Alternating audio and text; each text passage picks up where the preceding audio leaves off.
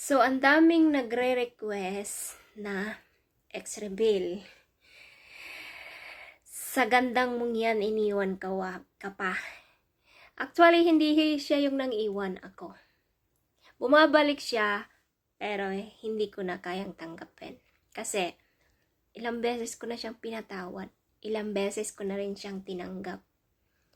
Na ano na ako napuno na ako As in, zero balance na about sa pagmamahal. Walang natira dito sa puso ko. Hindi nga ako nasasaktan kahit milyon pa dyan yung ipalit niya, wala akong pakay. Kung ano man yung hinahabol ko sa kanya is child support. At hindi ko na siya sana hahabulin dyan Kaso nga kasi, syempre, yung anak, naghahabol ng karapatan. At, syempre, na-trigger ako dahil dyan sa kabit niyang kinakasama. Syempre, kahit sino, I'm the legal wife. Okay? Tapos, sasabihin ng kabit niya, nag-abroad ka dyan. Sikat ka lang, nag-abroad ka dyan. Tapos, taga-kuskus ng kubita ka lang, ganyan. Tapos, sabi niya, nasan ka ba ng kailangan ka niya? Yun yung mga tanong ng mga kabit. Dinaon niya ako. Kaya, doon ako nag-trigger. Na-post ko sila. At, naging matibay na ebidensya. Kasi sabi niya, ang bobo naman ng mga source mo. Hindi naman totoong nagsasama kami. Oh, come on, girl. Mas wise to sa'yo. Kahit itanggi mo, makakahanap ako ng matibay na ebidensya. So, ang purpose ko dyan kung bakit ko pinost yan. Dahil nagalit ako sa kanila. Nasagad syempre, kahit sino mapupuno. So, syempre, planning ako for mag-funnel. So, isa na din yan sa matibay na ebidensya. Actually, pinapabura yan ng ex ko. Pero sabi ko, tsaka na lang kapag nakauwi na ako ng Pinas. So, ang gusto ko sana sa kanya, maging co-parenting parents kami for the kids, for the sick ng aming anak. Pero, hindi niya kaya. Lagi niya akong binablock. Tuwing kakausapin ko siya, siguro, nagpapanggap lang siyang move on. Pero, yung deep inside, alam ko, hindi pa.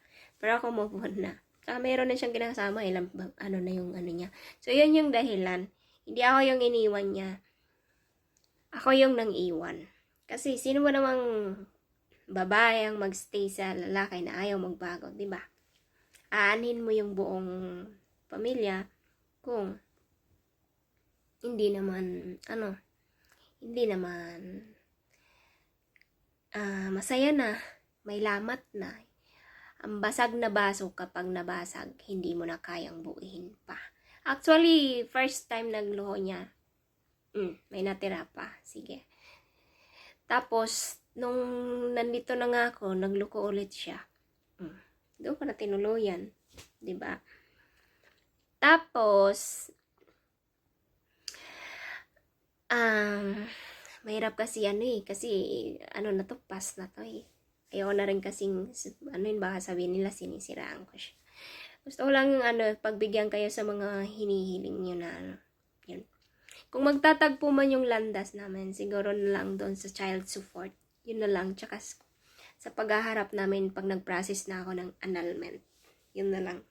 At sobrang thankful ako sa kanya na ginano niya ako. Kasi kung hindi dahil sa kanya, hindi ko mararating kung asan man ako ngayon. Hindi mamomotivate yung sarili ko kung nasan man ako ngayon. So, thankful ako sa ginawa niya na pinaranasan niya sa akin maging broken hearted. Kasi guys, hindi ko na-experience na maging broken hearted siya lang. Kasi siya lang naman yung lalaki na nakarelasyon ko. At siya din yung lalaki na naka-ana-ana ko for the last. Wala na. After na nag-separate kami, wala na akong nakarelasyon. Hindi ako nakipagrelasyon personal. Puro lang online. So, sa online nga, may nalas diba? Kaya yun na lang, nag-focus na lang ako sa kids ko muna na ngayon malapit na mag-college yung yung anak ko. Nito na lang nga yan nagbibigay-bigay ng support Pero ang gusto ko kasing support monthly. Gusto ko siyang hingian ng kasi capable naman siyang mag-support Kaya kayo, kung meron naman kayong rights, ilaban nyo yung karapatan nyo sa anak nyo. Kasi maraming mga tatay na na irresponsible sa responsibilidad nilang ginawa na inasa sa atin. Sabi pa nga nung kabit kumikita ka naman malaki, bakit hihingi ka pa? O, di ba? Ang ano talaga ang kapel na makha anong pa kanya? Alam nga naman, hoy, how many years yung inasa sa akin yung suporta na hindi siya nagsuporta? Kaya merong mga tatay na na bingi sa responsibilidad nila kasi hinahayaan na lang din ng mga ex nila na ganito. Pero alam nyo, deserve yung habulin yun. For the kids na lang. Hindi para sa inyo, kundi para sa mga anak nyo na lang. Hahayaan ko sana yan, kaso gusto ko naman turuan ng leksyon kahit sa child support na lang. Matuto sila. Para hindi magmayabang yung ex niya. At syempre alam nyo, kahit maganda ka, kung malayo ka, ipagpapalit ka dyan sa isang buting red horse lang na babae. Yung ano niya kasi, yung pinalit niya kasi sa akin, taga sa amin yan, taga lugar ko yan. Tapos, yung, taga doon lang banda sa kanila din. Diba, diyan ka na magigets na masarap talaga magmahal yung mga Bicolana.